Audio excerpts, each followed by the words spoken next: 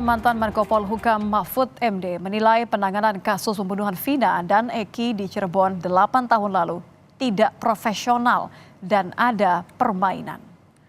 Mantan Menko Polhukam Mahfud MD menyoroti penyidik polisi yang menghilangkan 2 buron dalam daftar pencarian orang. Padahal DPO ini sudah masuk dalam dakwaan jaksa hingga putusan hakim di pengadilan. Mahfud MD menilai ada permainan sehingga proses hukum dalam kasus ini tidak dilakukan secara profesional oleh polisi.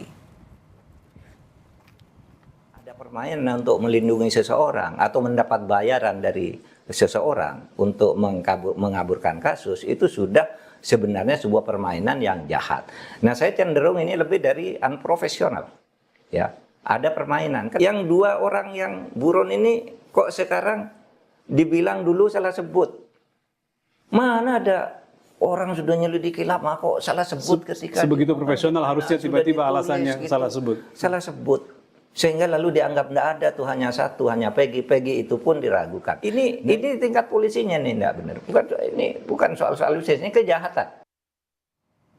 Wakil Ketua Komisi 3 DPR Habibur Rahman menanggapi pernyataan Mahfud soal penanganan kasus pembunuhan Vina Eki yang dinilai tidak ditangani secara profesional.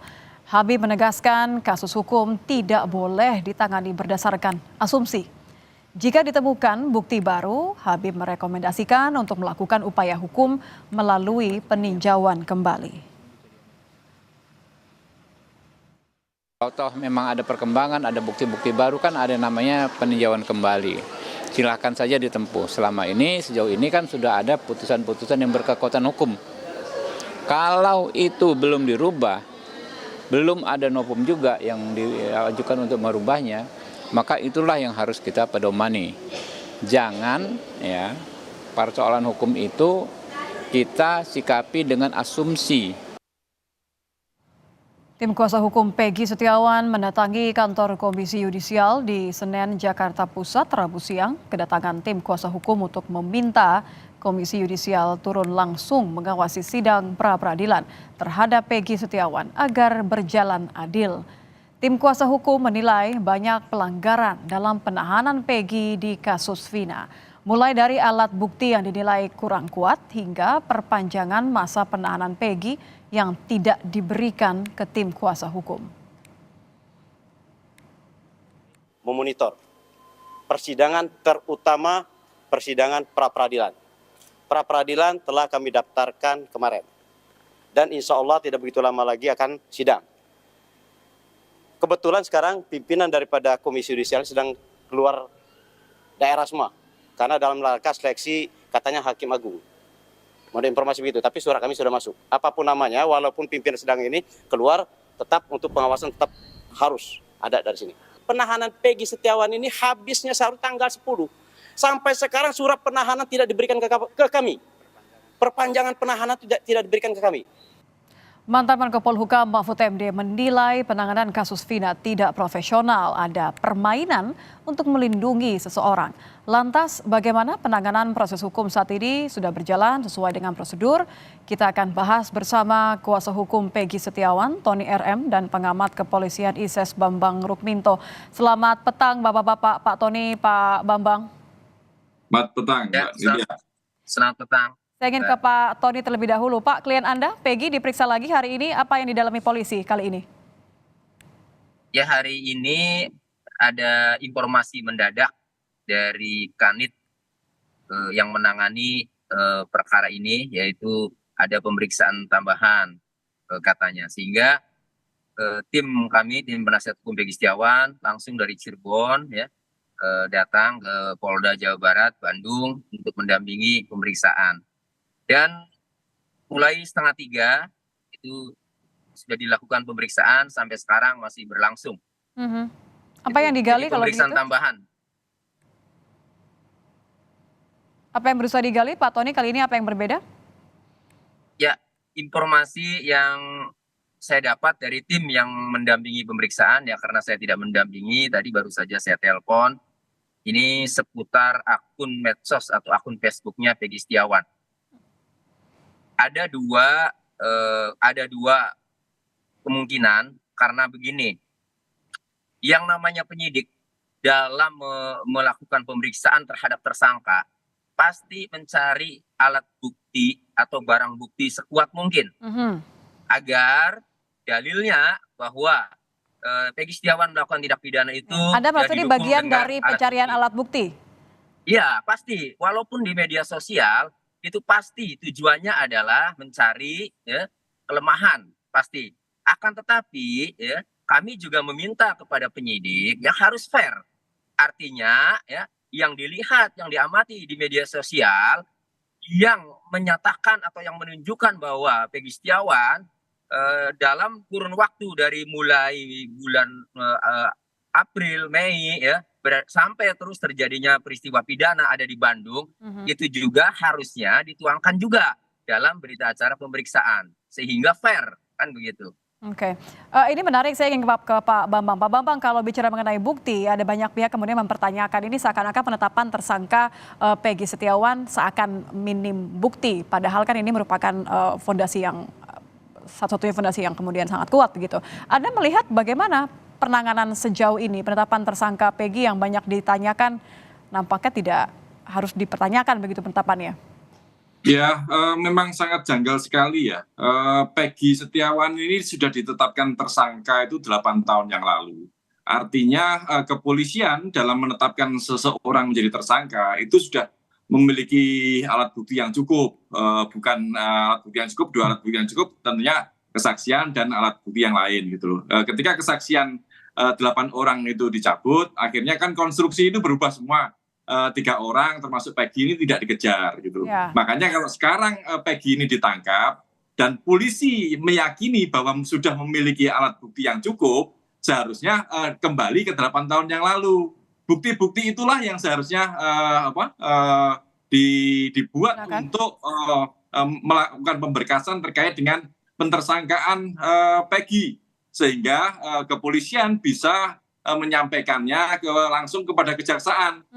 Terkait dengan pemeriksaan ulang, ini hanya sekedar tambahan-tambahan saja. Jadi kalau, maaf saya potong, Pak Bambang, jadi kalau ketika Prof Mahfud mempertanyakan apakah Peggy benar pelaku atau jangan-jangan cuma kambing hitam, tanggapan Anda? Ya ini sangat kesannya sangat dipaksakan sekali untuk Peggy, untuk memasukkan Peggy sebagai tersangka dan membawa Peggy ini ke pengadilan. Oke lah, kita mengikuti alur berpikir kepolisian gitu loh. Kalau kepolisian konsisten dengan itu, berkas 8 tahun yang lalu sudah cukup tentunya. Itu saja yang diserahkan kepada kejaksaan, bukan melakukan pemeriksaan ulang gitu.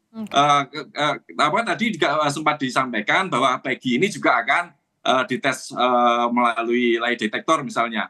Ini juga tidak memberikan dampak apa-apa selain hanya sekedar menjadi alat intimidasi pada Peggy. Ini akan mengulang kesalahan-kesalahan lagi. Makanya jangan dipaksa-paksakan lah kalau untuk menetapkan seseorang itu menjadi tersangka. Gitu. Makanya kalau kemudian Profesor Mahfud tadi menyampaikan bahwa ini untuk mengaburkan pelaku yang lain, itu bisa mungkin terjadi. Gitu. Makanya kepolisian memaksakan kehendak dengan menetapkan 11 orang tersangka itu. Saya ingin kembali ke Pak Tony, pendapat dari seorang mantan Menko Polhukam begitu keras menyebut bahwa ada permainan seakan melindungi seseorang dan klien Anda ini bukan pelaku sebenarnya, hanya kambing hitam. Anda melihatnya seperti apa, Pak Tony? Wah, saya hormat sama Pak Mahfud. Pak Mahfud itu orang jujur, orang berani yang kami tahu selama ini, termasuk Pak Bambang juga saya sependapat tadi. Jadi begini, saya kuatkan karena saya langsung praktek, langsung mengamati putusan pengadilan ya atas nama 8 terdakwa itu ya 11 pelaku ya 8 terdakwa, ada 3 DPO. 3 DPO itu Andi, Dani dan Peggy alias Peron ya. Kemudian setelah rame viral ditindaklanjuti oleh Polda Jawa Barat dengan menetapkan daftar pencarian orang Andi, Dani, dan Peggy alias Peron.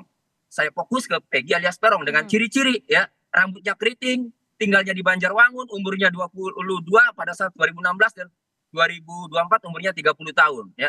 Kemudian yang ditangkap ini rambutnya tidak keriting. Ya. Oke, jadi ciri-cirinya memang jauh dari klien Anda ya? Beda, tinggalnya di Kebombongan, bukan di Banjarwangun. Artinya ini beda Peggy alias Peron yang ditetapkan DPO oleh Polda dengan yang ditangkap. Masa si Polda ya menetapkan seseorang menjadi DPO, masa asal-asalan ciri-cirinya jangan jadi penyidik lagi ya, karena dibayar oleh negara itu kalau asal-asalan. Kan gitu. Nah, jadi udah jelas ini Bu Peggy Setiawan bukanlah Peggy alias Peron. Oke. Jadi ini salah tangkap ini ya. Tim Anda Ditambah mengupayakan lagi banyak langkah, Pak Tony. Satunya adalah meminta penyidik memberikan BAP, kemudian juga penangguhan penahanan, dan juga pra-peradilan. Sejauh ini berarti dari semua langkah yang coba Anda lihat, bagaimana respon dari kepolisian? Ya, penangguhan penahanan tentu karena penyidik ini ngotot bahwa Peggy Setiawan, ya klien kami adalah pelaku, sehingga sampai saat ini juga belum direspon untuk penangguhan penahanan. Untuk pra-peradilan tentu karena penyidik suruh transparan saja alat bukti apa yang dimiliki sehingga klien kami ditetapkan sebagai tersangka. Petunjuk apa karena DPO-nya Peggy alias Peron dalam putusan, yang ditangkap Peggy Setiawan, apa petunjuknya sehingga klien kami ditetapkan sebagai tersangka. Kami ingin tahu karena tidak diberitahu, maka kami buat ke pra-peradilan. Itu. Oke, saya kembali ke Pak Bambang. Pak Bambang, jadi kalau misalnya tentu saja klien Pak Tony pasti akan membela klien ya, melihat dari segala sesuatu hal tidak dipenuhi oleh kepolisian. Tapi saya ingin kembali ke Pak Bambang. Pak Bambang, Anda melihat salah satu pernyataan Pak Mahfud adalah bahwa selain DPO tadi, bahwa ada kesan permainan melindungi seseorang dalam kasus ini. Apa yang seharusnya menjadi fokus, apalagi kan ada desakan untuk kemudian tim pencari fakta di sini. Saya setuju ya terkait dengan upaya membentuk tim pencari fakta. Karena kasus ini sudah 8 tahun, tentu TKP juga sudah sangat berubah, kemudian daya ingat saksi-saksi juga tentu akan bias. Makanya tim pencari fakta ini penting untuk meluruskan dan